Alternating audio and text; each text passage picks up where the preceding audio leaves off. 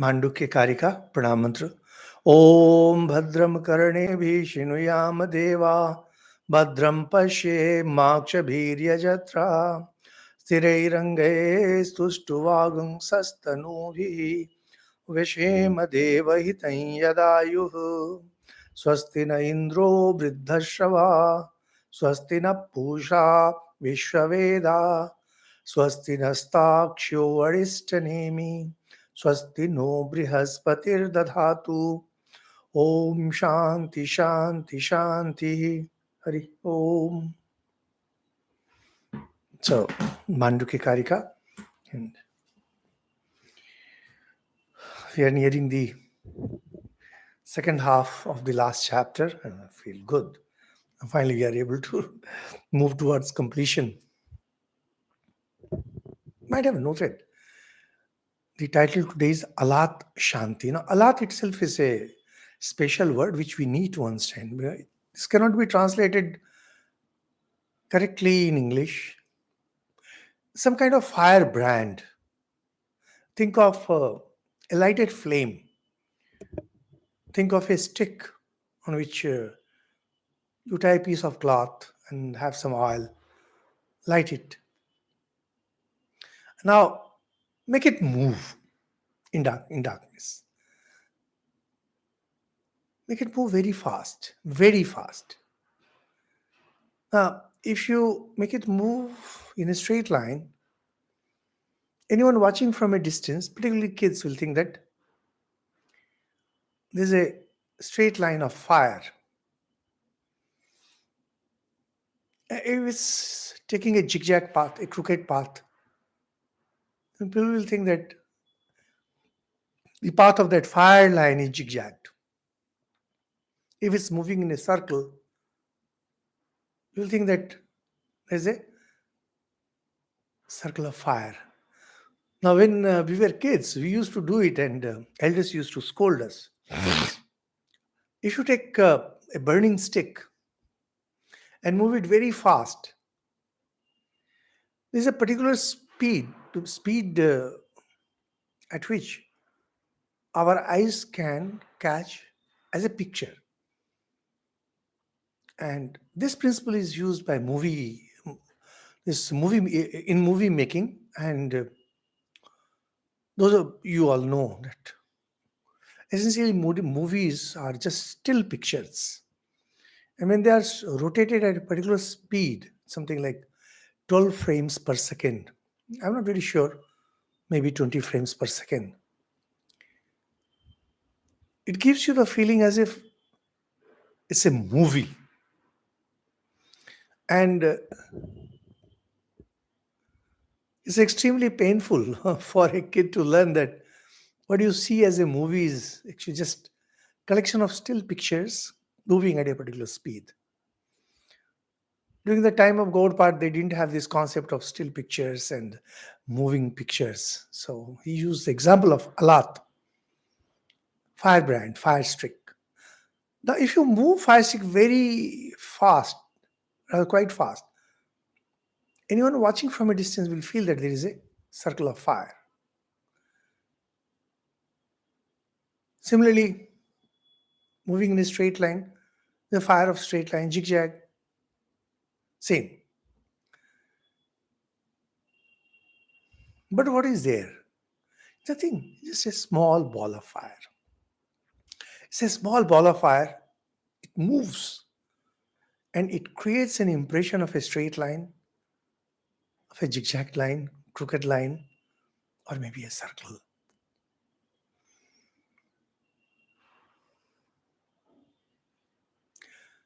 If you stop if you stop the motion of that Alat, the firebrand,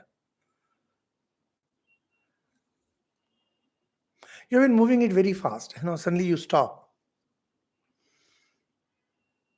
Now, what happens to the circle that it was forming? What happens to the straight line? What happens to the crooked line that was there? No one can doubt that there was a circle. Where did that circle come from? And once you stopped it, where did the circle go? Definitely, the circle was not produced by some external agency. It was produced. Anyone can say that the circle of fire that was there was produced by that Alat, that firebrand. Where did it merge? It never merged. Where did it come from? From nowhere. What was it? It was an appearance, a mere appearance. For those who do not know the reality, for them it all appears real. I remember as a kid when I had first seen a movie, I strongly believed that it was all real. And when my friends told no, it's all about pictures moving, I said yes. In other cinema halls, it might be so. But in the cinema hall where I watched it, it was all real. Imagine my conviction. I was maybe 5, 6 years old. And it was impossible for me to believe that it was just still pictures moving before a projector at a particular speed. And finally, when the realization set in, it was heartbreaking for me. That's how you learn things in life, by breaking your heart. You are holding on to certain convictions, you believe certain things, and then you realize that it's not like that. Your heart breaks and you learn your lessons. This is what Gaudapada says here. Riju vakra dikabhasam alat spanditam yatha grahan grahak avhasam vigyan spanditam tatha. Arguments are nearly over. Once in a while they will say something. In general, they are just explaining the truth, truth regarding Atman and its relation to the world. In the case of the firebrand, we find that there are different kinds of figures depending on what kind of figure you make. If you can move it fast enough, the figure will appear. And actually, there was nothing other than that firebrand, fire stick. Same is true of consciousness. What is this world? If somebody asks you to define world, how will you define? Thankfully, we are not philosophers, so Shankaracharya, Acharya Shankar, he has beautifully put it in his introduction to Brahma Sutra. Yusmad asmad pratyaya. Yusmad asmad pratyaya. The idea in our mind of you and me, the knower and the known, subject, object. The duality of subject and object, that is created by the mind. So here we have this pen. I know I am different from this pen. I am the subject, the knower, and this pen is the object, the known. It says, Grahana, Grahak, one who is grasping it, the knower. Grahana. Grahana means to catch, to hold. Says all these differences are because pure consciousness appears that way. Thus we find that actually in the previous verse, that is verse number 46, it was explained how if you have Paramartha Gyan, if you have the ultimate knowledge of Atman, if you realize that there is no cause and effect and there is no subject object duality, then you completely go beyond the bondages of the emotions. Very often we say that Agyan is bondage. Very often we say that Maya is bondage. But in our day to day life, the real bondage is emotions.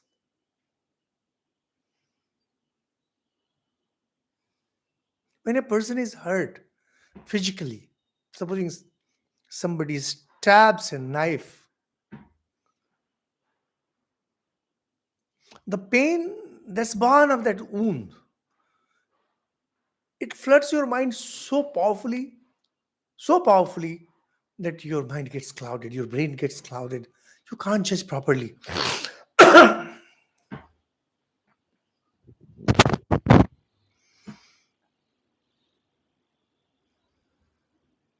A mom may love her baby, may love her baby like anything, but for some reason, if that mom is in great pain, greatest possible pain, she will not be able to take care of her baby or even think of the baby.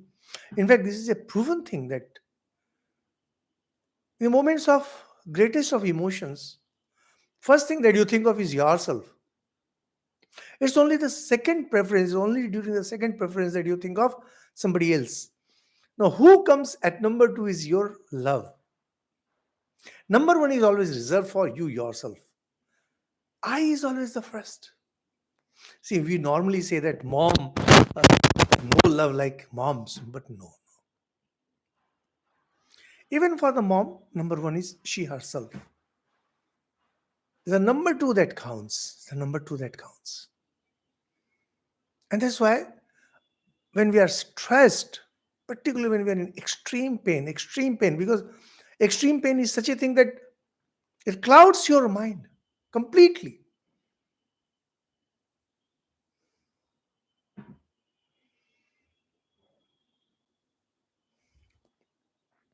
To a great extent or to a lesser extent, we are all driven by emotions. And lucky is the man who is not driven by emotions. Lucky.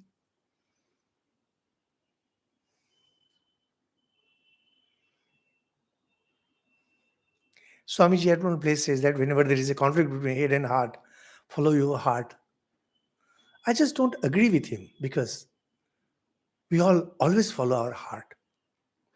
Or lucky is the man who follows his head. What Swamiji means to say that follow, always be compassionate. That's what he means to say when he says follow your heart. We are all driven by our heart. Why is a person corrupt? He's driven by his emotions. He wants money for his family and for his children and for his parents and lots of things.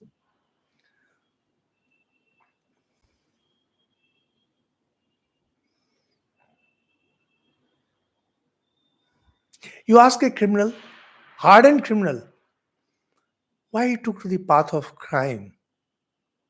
There will be some kind of emotion involved. And then, of course, that becomes a habit, part of his habit. So it's me, driven by emotions. Lucky is the man who can go by his mind. Well, practically never in my life I have succeeded in going by my head. How I wish I could. Whatever I do, most times I'm clouded by my emotions. I know. Fortunately, I can perceive my emotions. Earlier, I was not so good, but now I can. What Advaita does is, what your knowledge, when you go for Advaita, when you become contemplative, when you are established in the system of knowledge that you can distinguish between the right and the wrong, the true and the false. Your mind then becomes razor sharp. Once it becomes razor sharp, it cuts the external away. And then there is no emotion. If somebody asks you what Advaita does to you, you can say it burns down your emotions completely. Compassion will be there, but that's no emotion. Compassion is no emotion.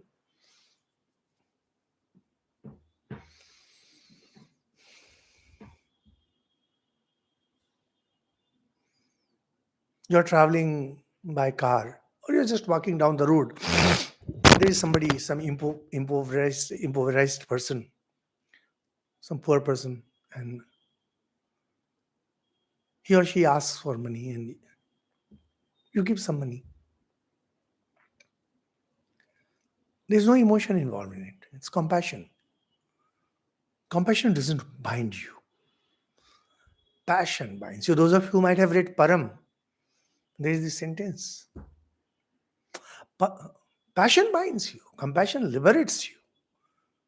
The unfortunate thing is, very often we become compassionate towards someone, and then calm goes away and passion remains. And then we are bound.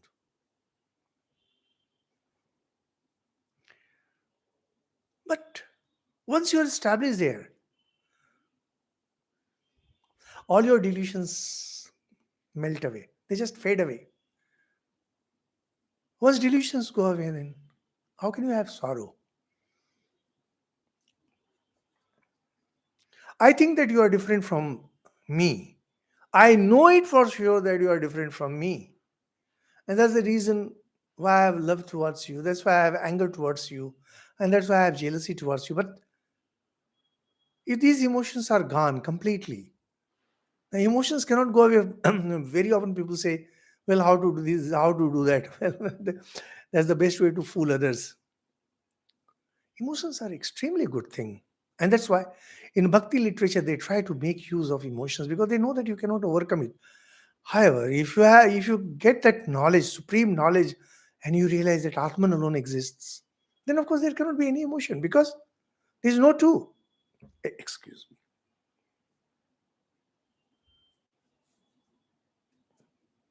When you know that there is no two, how can there be any emotion? This is how, this is what is being now elaborated. That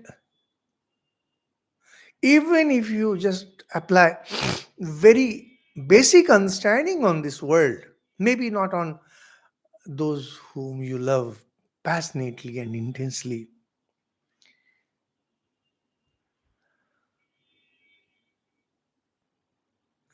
it's all consciousness in motion. Consciousness which is active. When consciousness is active, it appears like the knower and the known. Translation is, as a line made by moving fire, that is firebrand, brand appears to be straight, crooked, etc. So consciousness, when set in motion, appears as the perceiver and the perceived and the like. So this duality of the knower and the known, perceiver and the perceived, all these things are because consciousness is in motion. Now, naturally, you will ask, consciousness being infinite, how can it be in motion? Consciousness is not in motion that way. It's just idea that it is in motion. The idea. Those of you who might have taken a long train journey, particularly in India, because Indian trains are still jerky. So, or those of you who have taken a long boat ride, long, particularly through choppy waters.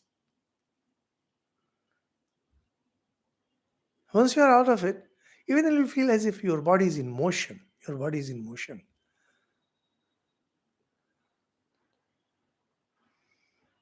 And now, if you have been in a boat, particularly where there have been waves, and after a very long journey, maybe of 2 3 days, you put your foot on solid ground, and you find that your legs have become rubbery. Your whole system goes into it. Whole system now moves. Whole system now vibrates in that motion. You become one with it. This is the problem with the world.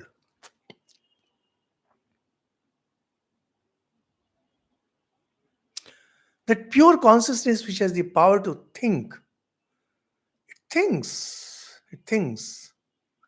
And because of its thinking, it creates the waking state, creates the dream state, and it creates the deep sleep state.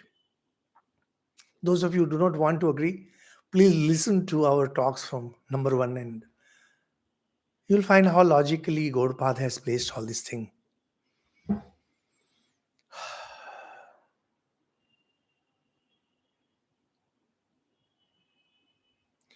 The way we dream and conjure up things, and things happen and events happen, just like that, Atman, it is creating for itself those states.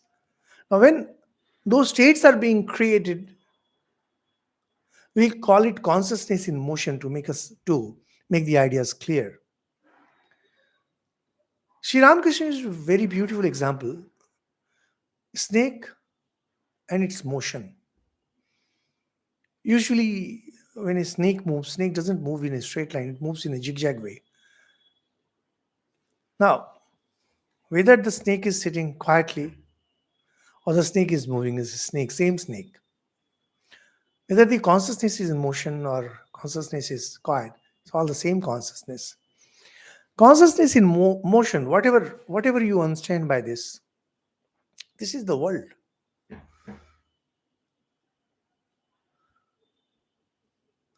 You may think of motion, something like a very good example would be think of a huge iceberg, and that iceberg kind of breaks. Now you have smaller chunks of ice floating in the river. Anybody watching, and maybe think of those pieces of ice having some kind of mind, some kind of power to think. How will it see? Oh, a larger one going, there's a smaller one going, it has no value, etc. Ultimately, it's all water.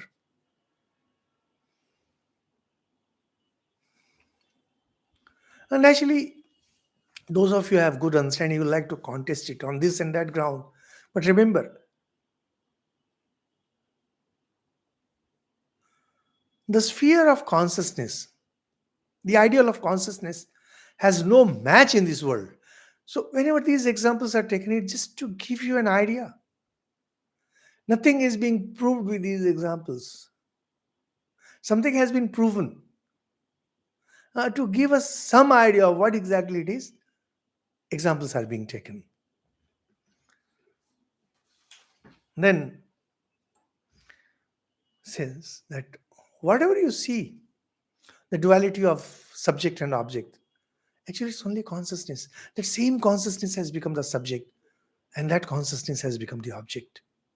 Just like the Alat, the firebrand. Because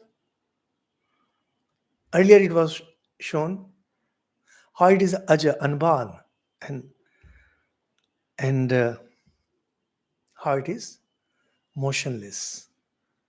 Doesn't have any motion. It's never born. Aspandamanam alatam anabhasam ajam yatha aspandamanam vijnanam abhasam ajam tatha. To make the idea clear, but remember it. Something is not being proven by the example. Something has been proven. Now to make that idea clear, an example is being given. What? Says, as the firebrand, Alat, when not in motion, is free from all appearances. So the appearance of the circle, the appearance of a straight line, the appearance of a crooked line, these are literally all appearances. There is no birth involved, there is no death involved, nothing. Just an appearance. And remains changeless. The firebrand remains changeless. So, consciousness, when not in motion, is free from all appearances and remains changeless. Well, if I had not read Sri Ramakrishna, I would have thought that, well, on the one hand, you say that consciousness is infinite, and since it is infinite, where can it move? How are you talking about motion and not motion, etc.? Now, Sri Ramakrishna says this many times. And that's why the concept of Brahman and Shakti comes. And Acharya Shankar very clearly says that Shakti and Shaktiman, power, and the one who wields the power, they are one and the same. So Brahman and Shakti, they are one and the same. This Shakti is Maya. Why Maya? Well, it appears to be in motion. Now, me and you, we cannot question the presence of this pen.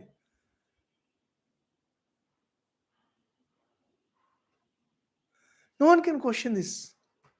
I'll tell you one very interesting, not that interesting story. Once I had been invited to speak at one of our centers at Jamshedpur. And there was a young boy, and he was barely 8 or 9 years old. He was showing some magic. And in one of his those tricks, he took somebody's 10 rupee note and put it kind of in the coconut shell and then burned that. And he broke that coconut, and a 10 rupee note came out of it. Now I ran out of, I was a chief guest. Immediately after the program, I caught hold of that boy and said, "Look, how did you perform this trick?" Because one of my friends had been tricked by one of these Babajis uh, into some tantric acts. And the tantric had broken a coconut, and something written had come out which indicated someone is doing some tantra kriya, etc. And I knew it's all trick, so I wanted to know. And that kid majestically told me, "It's all magic." So I said, "I'll give you a slap." I went to his father, and then he didn't want to tell the secret, but then he said that he pierces the eye of the coconut, pushes a 10 rupee note, and seals it with Fevicol or some kind of glue. Now, the burning of the note, that of course is real, that anyone could make out. Now, when you break it, the note that had been kept there, it comes out. Numbers will not be same, of course. Fair enough. I understood what had happened with my friend. As the luck would have, after 2, 3 years again, I was invited as a chief guest. Basically, it was a school program. And such school programs, they don't have to invite some real VIPs. Me being an ordinary monk, it's okay, fine.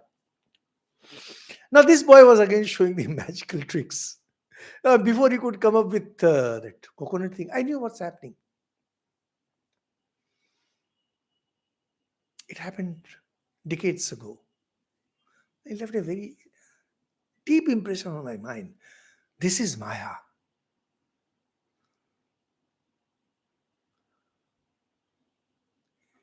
You see a trick for the first time and you're charmed by it. You get involved in it. And once you know what exactly is happening behind the scene, next time the same trick comes, you know what's happening and you're not charmed by it. And that's why Prakriti, it keeps on conjuring up new tricks. Dear listeners, rarely would there be a male person, and rarely there would be a female person who is not bored by his or her partner. Now they call partner. Let's call it husband and wife. Now, why don't they get mukti? Thakur says that Kamini Kanchan. And Kamini Kanchan is lust, lust for enjoyment, lust for wealth.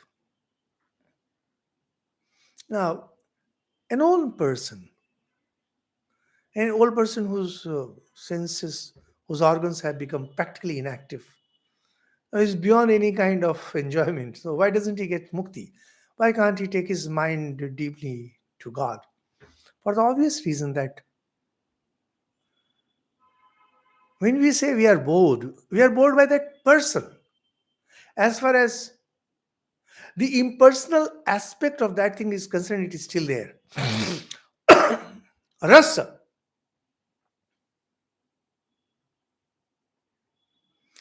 When you love somebody, you love your son, you love your daughter.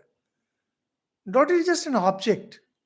It's the rasa inside you that goes out through your sense organs, that goes out through your senses. Organs are the external things, and senses are the inner thing.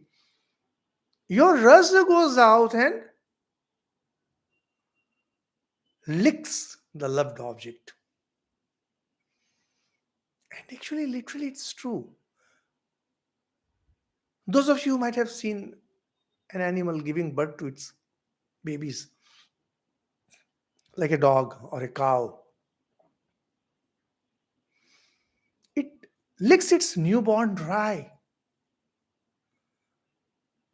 When human babies are born, they're wiped clean by the nurses and doctors and others. Animals lick them dry. After all, it's the part of its own body.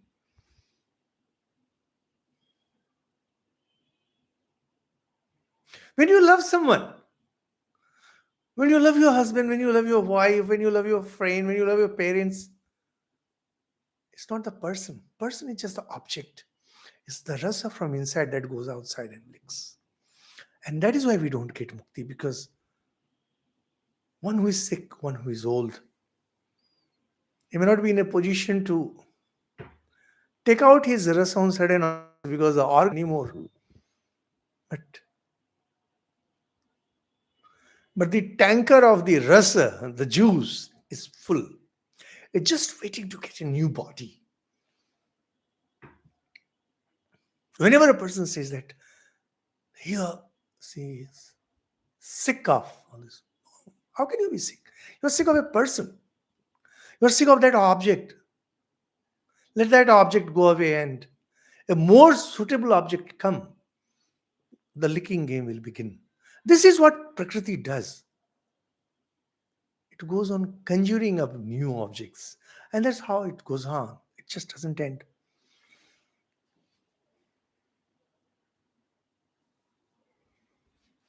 This is all Maya. This is all Maya.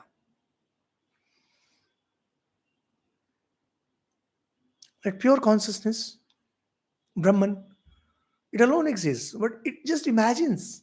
It imagines that objects are there. It goes out licking. Because according to Sri Ramakrishna, it's Shakti.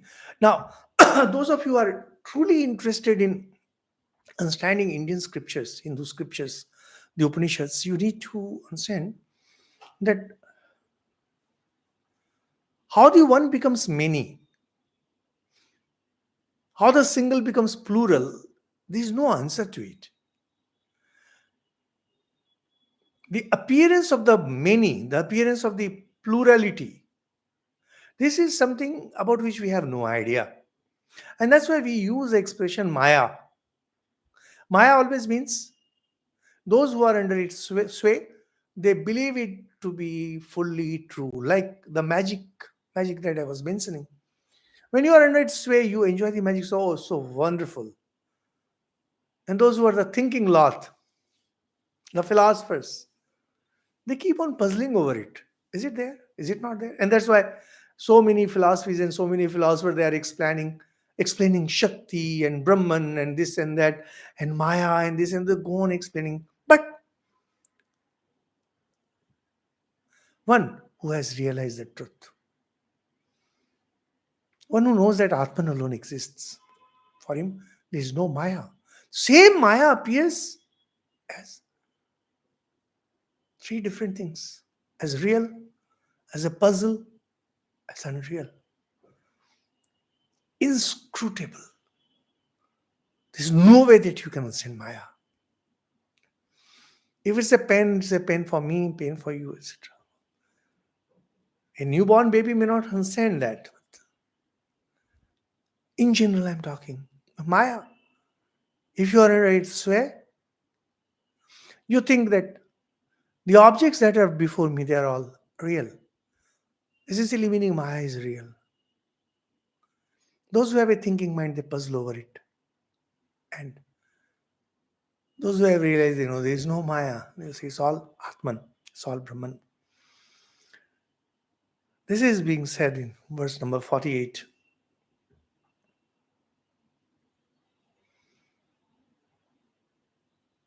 The firebrand, which is at rest,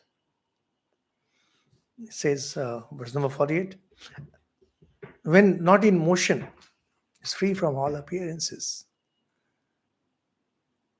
This idea of appearance, which for some is real, which for some is puzzling, and which for others do not exist. How do you classify it? How do you justify it?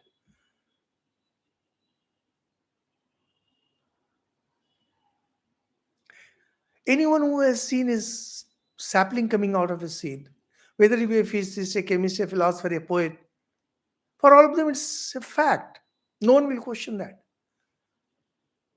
But Brahman, Shakti, Maya, creation, they are not like that.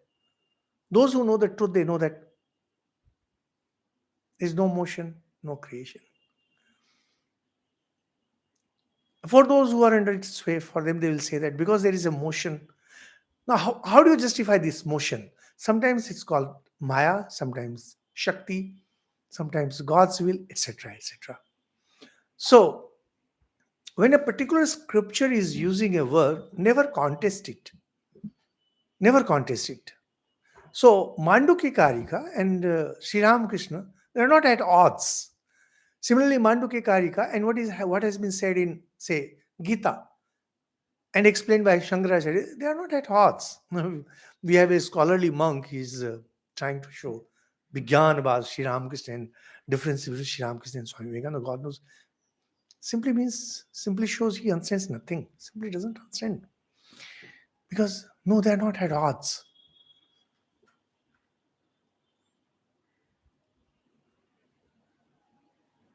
For those whom this world is real, Shakti is real. And once you realize that Brahman alone exists, Shakti becomes unreal. Not only unreal, you realize that it never existed. Verse number 49 says, Alate spandamane vai nabhasai anyato bhuvaha na tato anyatra nispandan alatam pravishanti te. Verse number 49. Now, when the firebrand is set in motion, the appearances that are seen in it do not come from elsewhere. There was a motion, there was an appearance of a circle, appearance of a straight line, etc. These things did not come from somewhere. And when it is still, firebrand is still, the appearances do not leave the motionless fire and go somewhere else, nor do they enter the Alat. The appearance of circle, the appearance of a straight line, etc. Where did they come from? Did they come from outside? No. Did they appear from Alat? No. Did they enter Alat? No. Did they go somewhere else? No. Why? Because all those geometric patterns that we have been thinking, they did not have any reality. If they had reality, then we could have said all this. Just like that, waking state, dream state, they do not have any reality. That has been discussed earlier. So,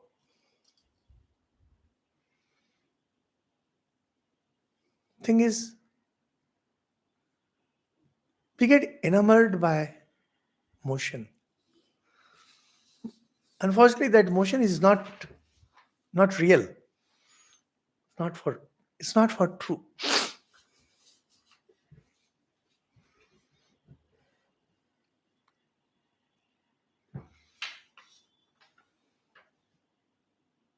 And the way Appearances created by this firebrand neither go anywhere, nor did they come from anywhere, nor did they emerge from somewhere, nor did they enter somewhere.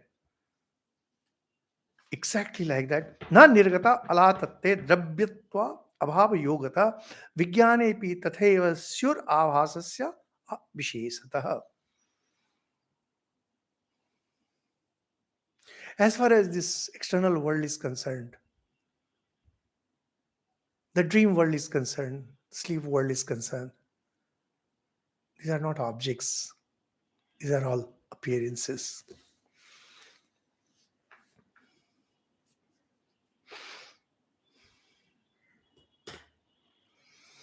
Once I had read a cartoon when Darwin's theory of evolution had become popular. Somebody had drawn a beautiful cartoon. There is a Jew and there is a chimpanzee reading a book, Darwin's Theory of Evolution, and he gleefully tells other members of the Jew, "Do you know that director of this Jew is my descendant?" I was a student in those days when I read it. I laughed. I loved the joke. Just like that. If you tell your husband, if you tell your kid, if you tell your father, you all are just appearances. It will just be like chimpanzee telling that director is my descendant. The appearance do not emerge from the firebrand because their nature is not that of a substance. This applies likewise to consciousness. If this pen had really been an object, then we could have questioned where from this pen came. Did it come from consciousness? Did it come from somewhere else? Once destroyed, where does it merge? Mandukya says nothing. There is no subject object duality. We have discussed in detail earlier. There is no subject object duality. So there is no object. If there is no object, how can it come from somewhere? How can it be born somehow? Just like the way, in case of Allah, the firebrand, those geometric figures, neither they are born, nor they come from somewhere, nor they go somewhere, nor they emerge in Alat. Alat only was there. Sri Ramakrishna beautifully gives the example of a magician who moves his finger. People are watching his finger and they're getting hypnotized, and they keep on watching the motion and watching the motion and watching the motion, and they start seeing different kinds of sights. As somebody who knows the magic, he knows that there was only one finger. Finger was moving, nothing else.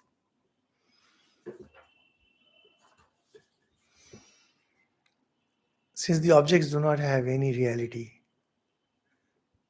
they're neither born nor they go anywhere. Verse number 51 and 52, it elaborates this idea further.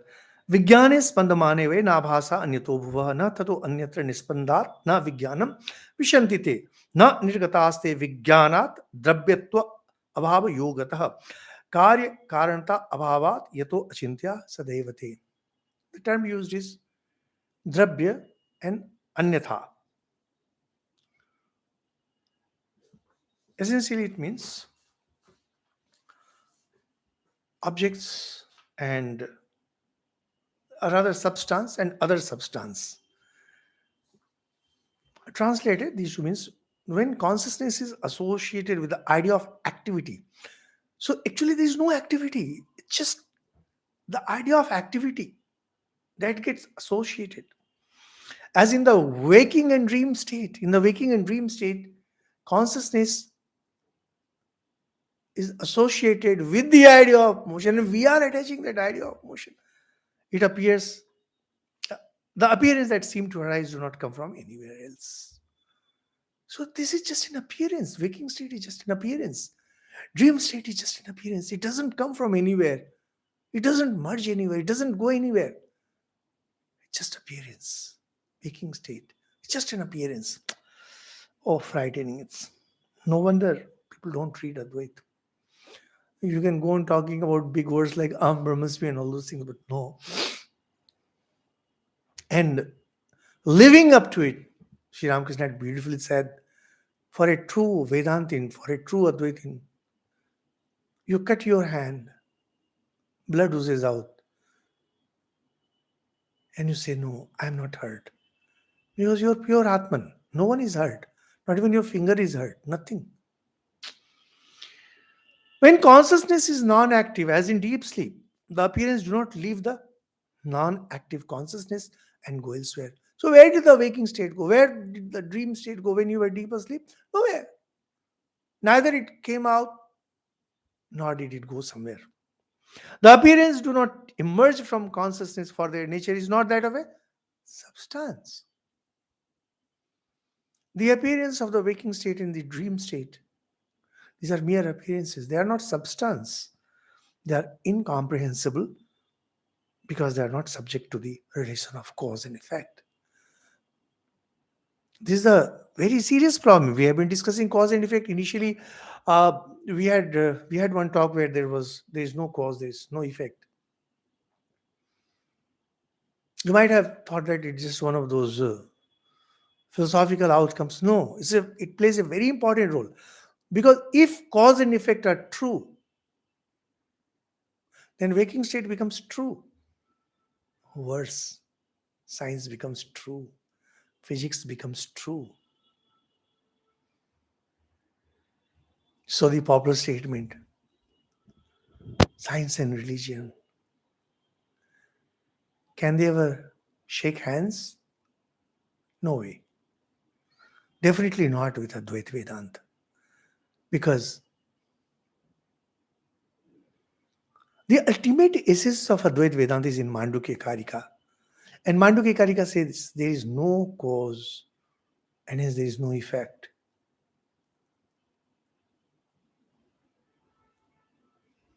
Now, if you take chili, does your mouth burn? Yes, it burns. Why? It's just appearance. It doesn't have a reality. Just to remind you, when physics talks about, say, Big Bang, it's talking about a reality. It's talking about matter being real, energy being real.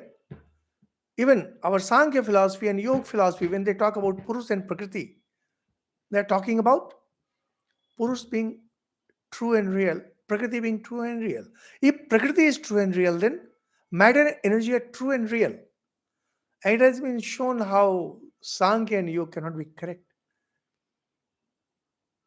What Vedanta is saying that if matter has an independent existence, then you can talk of cause and effect. But neither there is matter nor there is energy. Worse, there is no mind. There's a mind that's conjuring up ideas like subject and object and matter and energy and thought and all those things. Believe me, it's frightening. And this is Maya, as we mentioned. Maya is real for people who are under its sway. It's a puzzle for the philosophers. It doesn't exist for those who have realized the truth. So ideas like birth, death, etc., these all belong to Maya. They do not exist. How? Just like the movement of the Alat, movement of the firebrand. Because birth, death, these are not substance. These are not for real. So they do not come from anywhere.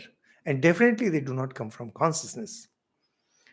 So, as far as this waking state is concerned, our waking state, objects do not come from anywhere. Neither it comes from consciousness. So definitely it will not merge anywhere. It only proves objects have no reality. And also, since objects have no reality, these states are all false. As a conclusion, it's all appearance. It's all appearance. How? Just like the motion of a firebrand that creates geometric figures. This is verse number 51 and 52. So, once again, Mandukya goes back to why there can be no cause and effect. So, why can't science be ultimately real? This we will take up in our next talk. Thank you so much.